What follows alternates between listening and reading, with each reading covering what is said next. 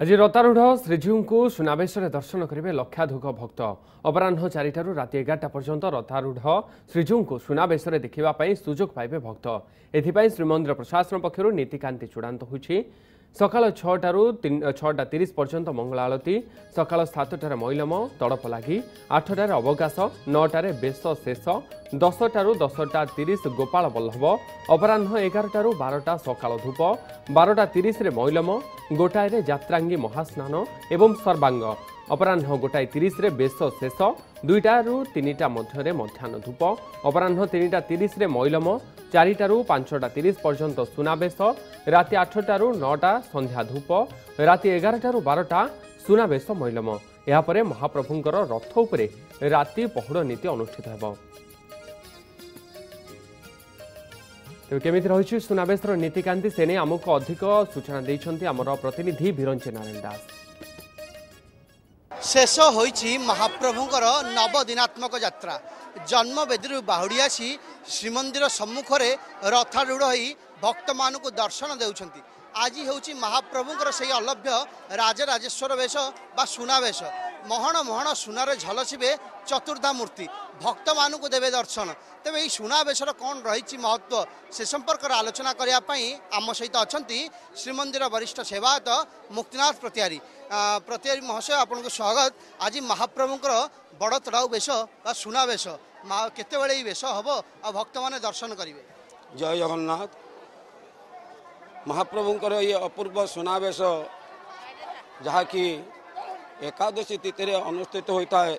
दशमी एवं एकादशी गोटे दिन पड़ुवा जो ता परदिन गरुड़ उत्थापन द्वादशी तिथि महाप्रभुंकर सुनावेश आज अनुष्ठित हेब। श्रीजीव मानकर यही सुनावेश मध्याह्न धूप पर अनुष्ठित होता है। प्रभुंकर प्रातः समय मंगल आरती, मैलम तड़प लगी बेश, प्रभुंकर अवकाश पूजा, गोपाल बल्लभ भोग, सकाल धूप परे परे मध्याह्न धूप होई 3 रथर घोड़ा खोल घोड़ा खोल जाई प्रभुंकर सुनावेश अनुष्ठित हेब। जो सुनावेश दर्शन करने भक्त माने बहुत दूर दूरांतर आसिचंती एवं अपेक्षा मध्य करिचंती। संध्या समय महाप्रभुंकर सुनावेश भक्त माने दर्शन करिवे। सुनावेश विलंबित रात्र पर्यंत दर्शन चली थाए। महाप्रभु शंख जगन्नाथ महाप्रभु शंख चक्र एवं बलभद्र महाप्रभु हलमूसल धरी सुनावेश भूषित होई भक्त मान को दर्शन प्रदान करिथांती। यही सुनावेश अति दुर्लभ दर्शन। वर्ष को गोटे थर महाप्रभु बाहर भक्त मान को ही दर्शन प्रदान करिथांती। जय जगन्नाथ। निश्चित भाव में महाप्रभुंकर वर्तमान समस्त नीतिकांति रथ उपरे अनुष्ठित होछि। मंगल आरती आरंभ करी मैलम अवकाश तड़प लगी आपण देखुए वर्तमान गोपाल बल्लभ नीति अनुष्ठित होगाकू जाउछि। या परे सकाळ धूप हेब एवं मध्याह्न धूप अनुष्ठित हेब एवं तापर महण महण सुनारे सेवायत माने महाप्रभु को सुसज्जित करिवे एवं भक्त मानु को दर्शन देवे। तबे जहाँ निर्धारित समय रही अपराह 4टारू यही दर्शन उपलब्ध एवं रात्र 11टा पर्यंत भक्त माने महाप्रभु को दुर्लभ सुनावेश दर्शन करिवार सुजोग पाइपर।